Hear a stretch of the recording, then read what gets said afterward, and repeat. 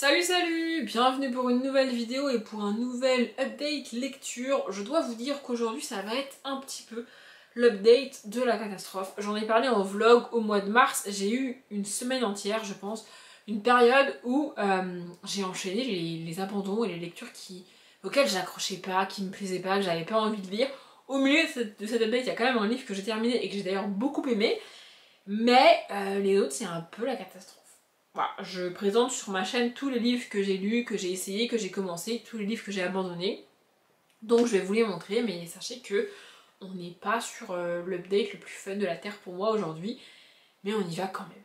Le premier c'est La légende de Potkin le Brave, le tome 1, Naissance d'un chef de Kieran Larwood. Et ici en gros on nous dit qu'on va suivre Potkin, le fils d'un chef de clan qui va donc un jour devenir chef de clan. Et on nous parle au début de grands méchants lapins qui attaquent les terriers et qui détruisent qui massacrent les lapins et qui massacrent les gens sur place. C'est des gens de fer. Et donc on va suivre a priori Potkin qui va survivre à ça. Jusque là, pas de soucis, franchement ça m'intéresse, ça me plaît, on suit des animaux qui parlent dans les terriers, des machins, des trucs, franchement ça a l'air trop cool.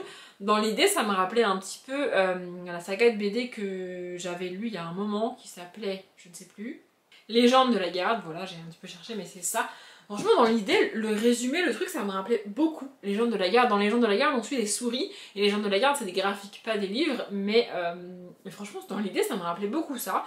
Le problème, c'est que la manière dont l'auteur ici a choisi de raconter l'histoire ne me convient pas. On est en décalé par rapport à ce qui se passe. En gros, le livre démarre, on a un barde qui se balade dans la forêt, etc.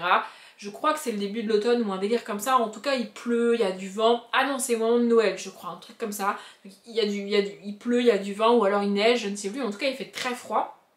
Et il doit s'abriter. Donc il toque à un des terriers et comme c'est un barde, la coutume veut qu'on lui offre l'hospitalité. Donc c'est ce qui se passe, on lui offre l'hospitalité, il rentre dans le terrier, etc. Déjà tout ça, ça prend beaucoup de temps pour moi, vraiment c'est très long à se mettre en place. J'étais en mode bon, ça démarre quand, tu vois. Et donc le barde s'installe, il fait un petit peu son fanfaron, il est un peu en mode ha ha ha, vous me devez l'hospitalité, vous devez me donner à manger parce que je suis barde, ha ha ha. Vraiment ce personnage m'a pas plu du tout dès le début, mais bref, il finit par s'installer, etc. Et comme c'est un barde, il va raconter une histoire aux gens présents ici.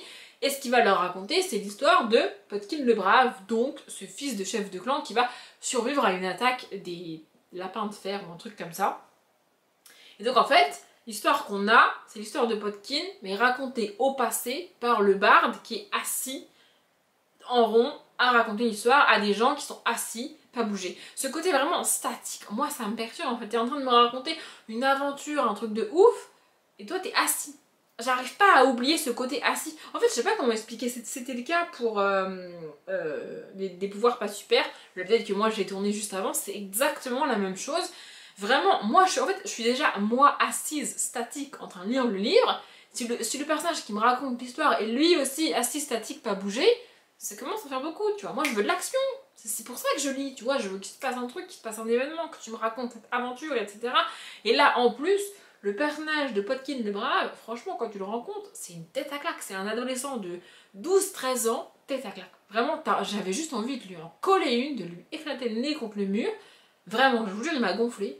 Donc j'ai pas été très loin dans ce livre-là, j'ai lu 37 pages, parce que j'aime pas le style, j'aime pas le choix de l'auteur, j'aime pas le barde en lui-même, vraiment j'ai pas du tout aimé ce personnage là, j'aime pas la manière dont le contexte et dont l'univers me sont donnés, et j'aime pas Potkin le Brave. Donc à un moment donné ça commence à faire beaucoup, je peux pas. Donc c'est dommage, vraiment j'avais beaucoup d'espoir avec ce livre là, mais tant pis, je vais lire autre chose.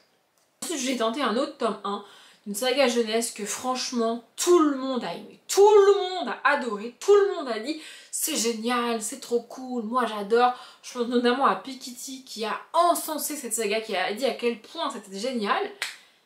Et ben je comprends pas pourquoi tout le monde a aimé, vraiment, je suis en mode moi je me suis fait chier pendant 100 pages. Je refuse de continuer, vraiment.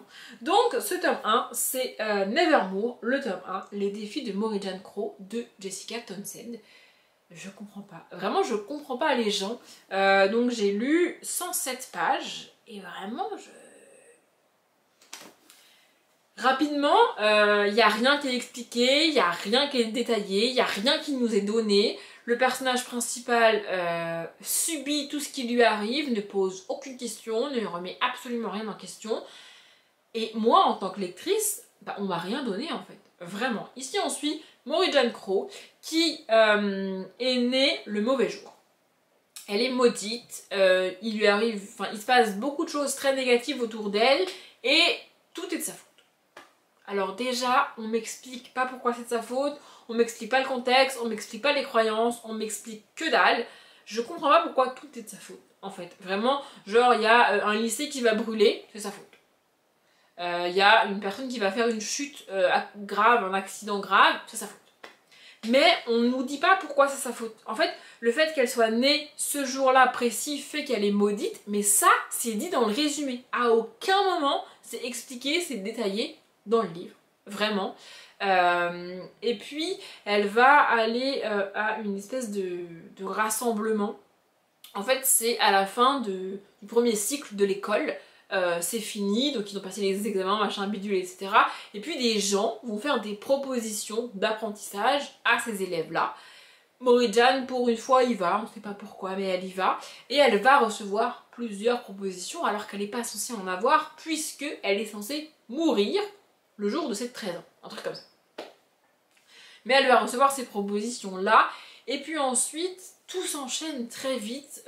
Elle va mourir, elle doit mourir, sa famille n'en a rien à faire, elle va mourir, elle doit mourir, sa famille n'en a rien à faire, elle va mourir, elle doit mourir, elle est maudite, elle va mourir.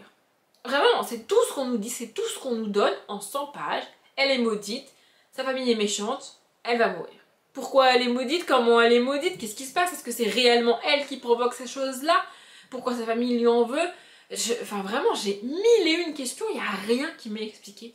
Et autour de la page 80-90, je dirais, Morrigan va basculer dans un autre monde, dans un nouveau monde surnaturel. Il n'y a aucune question, il n'y a aucune explication sur tout le voyage qu'elle fait pour atteindre ce monde-là. Elle suit quelqu'un qu'elle ne connaît pas, quelqu'un qui est bizarre, mais elle le suit. Sans poser de questions. Pourquoi? C'est-à-dire, non. Déjà. Et une fois arrivée dans ce monde-là, on la balade à travers l'espèce de ville là pour l'amener dans un endroit précis, etc. Ça dure vraiment des pages et des pages et des pages. Et Morrigan suit, pas de problème, genre vraiment, elle pose aucune question. Et moi, ça commence à me gonfler en fait. Je suis en train de suivre un personnage qui, 1, m'a rien expliqué à son monde, 2, accepte de suivre quelqu'un qu'elle connaît pas dans un nouveau monde sans poser aucune question, et 3, accepte de se balader dans ce nouveau monde jusqu'à atteindre un lieu qu'elle ne connaît pas pour rencontrer des gens qu'elle ne connaît pas et faire dans un lieu qu'elle ne connaît pas sans poser aucune question. Pour moi, ça fait beaucoup trop. Je peux pas continuer à suivre Morrigan là-dedans. Tu me donnes rien. Tu me prends par la main, tu me dis vas-y viens, suis-moi, ça va bien se passer. Et tu m'expliques ce que tu fais et ce que tu vois, mais je sais pas où on est, je sais pas ce qui se passe, je sais pas pourquoi Morrigan est maudite, je sais pas pourquoi on doit aller là-bas, je sais pas pourquoi elle devait mourir. J'ai beaucoup trop de questions et peut-être que dans les pages d'après, je vais avoir les réponses. Mais je viens déjà de me taper 107 pages à suivre un personnage que je ne comprends pas, que je ne connais pas, qui ne m'explique rien. Et tu me demandes de la suivre dans un nouveau monde en me disant t'inquiète pas, je vais t'expliquer plus tard. Ben non en fait, ça me gonfle, j'ai pas envie. Enfin vraiment, j'étais en mode mais on m'explique rien, on ne me donne rien. On me dit juste t'inquiète pas, suis ce personnage, ça va aller. Non, ça va pas aller. Ça m'agace. Je vous jure, ça m'agace. Je comprends pas les gens. Vraiment, je comprends pas les gens qui arrivent à lire des livres comme ça où, dans les premières pages, on t'explique que dalle. Ça vous perturbe pas plus que ça? Enfin, je veux dire, ça vous choque pas. Vous suivez un personnage comme ça, qui vous donne rien, qui vous explique que dalle. Le début m'a beaucoup rappelé les jumeaux Croche-Mort, que j'ai pas aimé non plus. Parce que je connais pas le monde, je connais pas l'univers et qu'on m'explique que dalle. Vraiment, moi je suis désolée, mais moi j'ai besoin que tu m'expliques les choses. Sinon je lis pas, tout simplement. Ensuite, j'ai lu un livre que j'ai trouvé trop cool et qui s'est lu hyper rapidement, donc c'est L'Académie des méchants, le tome 2, Le voleur de dragons de Ryan Hamon. J'ai absolument adoré ce livre, c'était génial. Dans le tome 1, on rencontre donc notre personnage principal ici qui est un loup-garou et qui s'appelle Bram, qui intègre l'académie des méchants, mais qui a ce côté très gentil au fond de lui. Il est fondamentalement gentil, sauf qu'il doit être méchant, c'est très compliqué pour lui. Dans le tome 1, il va rencontrer ses camarades de classe, essayer de faire ami-ami avec eux et d'apprendre à être méchant. C'est ça qu'on suit principalement dans le tome 1. Et donc là, on suit toujours Bram dans le tome 2 avec toujours ses petits camarades. Il s'est intégré, ça va mieux. Et c'est pas non plus encore trop ça, mais ça va mieux. Et donc dans ce tome-là, il va être question de dragons et d'un nouveau professeur. Un nouveau professeur débarque à l'école et crée un espèce de club secret. De club très fermé, très restreint, avec quelques élèves. Évidemment, il ouvre les inscriptions au début du livre, en mode tout le monde peut s'inscrire, et puis ensuite il va choisir les élèves qu'il veut. Tout le monde veut y participer, tout le monde veut être dans ce club, Bram et ses amis inclus, et donc ils vont postuler. Et en parallèle de ça, ils vont étudier les dragons et les créatures fantastiques comme ça, et ils vont en apprendre pas mal sur la structure de l'école, comment l'école fonctionne, comment le parc autour de l'école est structuré, qu'est-ce qu'il y a là-dedans, comment ça marche tout ça. Et on va suivre Bram là-dedans. Franchement j'ai adoré, je trouve ça absolument génial, c'est hyper mignon. Je peux pas trop vous en dire parce que c'est pas non plus hyper long à lire. Il y a pas mal d'illustrations comme ça. Le livre fait certes quelque chose comme 300 pages je crois, non il fait 238 pages. Mais c'est écrit gros et il y a vraiment beaucoup d'illustrations. Hein, enfin, vraiment j'ai pas besoin de chercher, hein. À chaque page quasiment il y a une illustration. Donc il n'y a pas énormément de texte, vous voyez. Je sais pas si vous vous en rendez compte, mais voilà, l'histoire est quand même... c'est vraiment cool à lire, c'est vraiment chouette à lire. C'est juste qu'à résumer c'est compliqué parce que bah, si je vous en dis trop, je vous donne toute l'histoire en fait. Et il n'y a plus trop de suspense à lire le bouquin, ou trop d'intérêt. Je sais pas si vous voyez ce que je veux dire, mais vraiment... Moi j'adore cette saga. On suit donc des méchants, hein. On suit une sorcière, notre personnage principal qui est donc un loup-garou. Il y a aussi un lion, il y a un fantôme, il y a un squelette. Enfin, ah bah ils sont là. Je vais vous les montrer les personnages qu'on suit. Vraiment c'est hyper cool à lire, c'est hyper fun. J'adore, voilà, ils sont là. Vous voyez, il y a le lion, le squelette, ça c'est Bram, le fantôme et la sorcière. C'est principalement ceux-là qu'on suit. Franchement, j'adore les suivre, je trouve cette saga absolument trop cool. L'univers est génial, les personnages sont vraiment cool et l'ambiance générale du livre c'est très halloweenesque. Moi c'est ce que j'adore, vraiment. Et j'aime particulièrement avoir cette ambiance halloweenesque dans les livres, mais pas creepy. On a des personnages de type Halloween, fantômes, squelettes, etc. qui doivent être méchants ici, mais ça fait pas peur pour autant. Les suivre c'est vraiment cool, c'est vraiment sympa. Moi j'adore, vraiment j'adore cette saga. Je peux que vous la recommander. Et enfin, le dernier, j'ai voulu tenter, mais la romance ici, c'est vraiment pas mon truc. Donc c'est D'or et de mensonges de Célina Fenech, je ne sais pas. Ici, on est sur une réécriture. Alors clairement, c'est, je dirais, une réécriture de La Belle au Bois dormant. Un truc comme ça, avec cette histoire de métier à tisser, de fil. Je n'ai pas trop vu la réécriture, honnêtement. Ce qui m'a principalement dérangé ici, c'est le côté romantécie et le côté personnage masculin extrêmement désagréable, extrêmement méchant. Je comprends pas ce genre d'histoire. Vraiment, c'est pour moi proche de la dark romance, j'arrive pas. Vraiment, j'y arrive pas. Ici, on va rencontrer une jeune fille qui s'appelle Zari. On est dans une espèce de dystopie, hein. On est dans un monde imaginaire en tout cas, où il y a des gens très riches, des gens très pauvres, et il y a de la magie. Zari fait partie des gens très pauvre, elle galère, elle essaye de donner une éducation à sa petite sœur. Sa mère est partie et depuis que sa mère est partie, son père est tombé dans l'alcool, il passe son temps à boire au bar du coin, il les aide absolument pas, il fait absolument rien pour elle, donc Zari a pris en charge l'éducation de sa petite sœur. Elle se débrouille pour que, en gros ça rappelle un petit peu la relation qu'a Katniss avec sa petite sœur. Vous voyez ce côté, Katniss va chasser, a fait une croix sur son éducation à elle, essaye de maintenir à flot la famille et la maison et de donner à sa sœur un petit coin d'air en fait, où sa sœur peut aller à l'école, sa sœur peut avoir des amis, sa sœur peut s'amuser, alors que Katniss le fait pas. Bah là c'est pareil.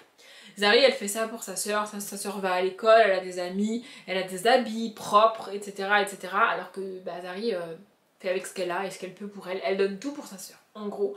Et Zari travaille dans une usine, une espèce de métier à tisser, justement. Elle est aussi au courant qu'il y a de la magie parce que sa meilleure amie a été enlevée. Alors ça j'aime pas parce que dans le résumé t'as l'impression que sa meilleure amie l'a abandonnée, qu'elle a décidé du jour au lendemain de partir vers de nouvelles aventures hyper fun, hyper cool. C'est pas le cas, hein. Sa meilleure amie a été enlevée par les gens qui veulent de la magie parce que sa meilleure amie avait de la magie. Et donc Zari est parfaitement au courant de tout ça. Et un jour, des gens viennent parce que son père s'est vanté d'avoir une fille qui avait de la magie. Donc des gens viennent pour chercher l'une des filles et Zari va évidemment se sacrifier. Et aller donc dans cet endroit où on cherche la magie. On a des gens qui sont séquestrés pour faire de la magie tous les jours, c'est un peu des esclaves, en gros. Et c'est ça qu'on va suivre, et donc on a cette fameuse rencontre avec ce personnage masculin qui est la personne qui dirige cet endroit-là avec tous ces gens séquestrés, etc. J'aime pas, vraiment j'ai lu j'ai lu 77 pages. Et déjà c'est très très long ce qui se passe, c'est très très... Enfin, on passe quand même pas mal de temps à t'expliquer les choses, etc. J'ai râlé dans Les Amours parce qu'on n'explique rien. Là, on t'explique pas grand chose et pourtant ça prend du temps. C'est vraiment assez long avant que l'histoire démarre réellement. À tel point que je me demande si ce que je vous ai dit c'est pas un peu trop parce que bah, ça met du temps à arriver tout ça, hein, vraiment. Et donc voilà, on va suivre Zari dans cet univers-là, avec cette magie, avec son père, avec sa sœur, et avec ce personnage masculin. Moi ce qui me dérange vraiment, c'est la présentation de ce personnage masculin, hyper ténébreux, hyper beau, avec des yeux magnifiques, des muscles saillants, il est parfait, il est beau, il est fantastique, il est méchant, c'est pas grave, on s'en fout, il est beau. Moi ça me dérange, vraiment, moi ça me dérange. Et puis, Zari est pas franchement un personnage qui m'intéresse. Vraiment, j'avais pas envie de la suivre là-dedans. Il se passe pas grand chose et il n'y a pas beaucoup d'éléments et en même temps, bah, on peut pas trop m'en donner plus parce qu'il n'y a pas plus en fait. Je sais pas si vous voyez ce que je veux dire, mais l'univers est assez simple au final et une fois qu'on te l'a donné, bah vas-y, fais démarrer l'histoire, tu vois. En fait, il y a deux problématiques pour moi principales en littérature. Soit l'histoire démarre et bim, on m'explique que dalle, je dois suivre les gens alors qu'on m'a rien expliqué, ça me fatigue.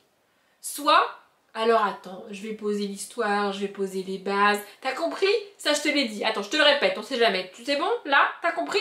Ah oui, et puis il y a ça aussi. Ça se passe comme ça c'est comme ça, et comme si. Et en fait, tu te retrouves au bout de 150 pages, l'histoire n'a pas démarré.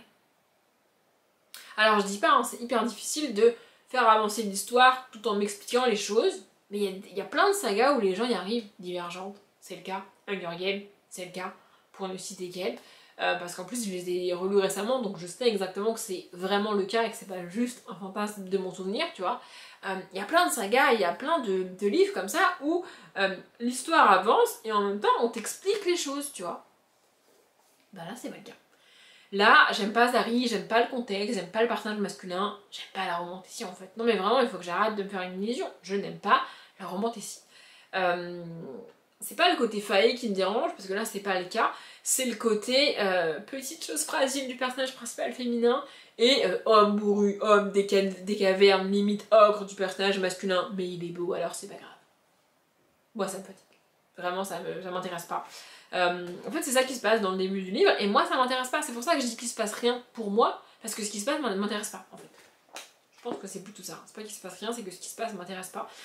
Mais en tous les cas ça m'a gonflé, ça m'arrive rarement de le faire mais des fois je le fais. Là avant de réellement abandonner le bouquin, j'ai été un peu plus loin, vous voyez, j'ai fait ça et puis j'ai lu un paragraphe par-ci, une phrase par-là, puis j'ai fait ça, j'ai fait pareil, j'ai lu un paragraphe par-ci, une page par-là et puis j'ai été encore plus loin.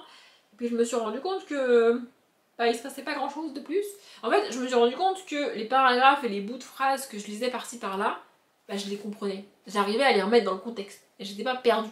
J'ai passé 100 pages que j'ai pas lues et j'ai lu un paragraphe au hasard n'importe où et je suis pas perdue. Ce qui veut dire que ça n'avance pas beaucoup quand même. Genre. Donc ça m'a pas motivée à lire plus que ça. D'après ce que j'ai aperçu et lu comme ça, je me suis dit ah peut-être que la romance va pas être entre les personnages que je crois. Mais ça ne m'a pas pour autant donné envie de continuer de lire le livre, donc et bien donc j'ai arrêté. À l'heure où je tourne cette update, je suis à jour, c'est-à-dire que là, même si je voulais, je n'ai pas d'autres updates à tourner, je suis à jour. Au moment où je le filme cette update, et là j'ai fini de le tourner. Ça fait longtemps que ça m'est pas arrivé de voir l'endroit où je pose les livres à vous présenter quasiment vide. Là il en reste un, donc je peux pas tourner un update comme je vous dis. Au moment où sort cet update, je suis de nouveau à la ramasse, hein, j'en ai aucun doute. Mais au moins, j'ai enfin rattrapé mon retard en termes de tournage de belle lecture et ça, franchement, c'est cool.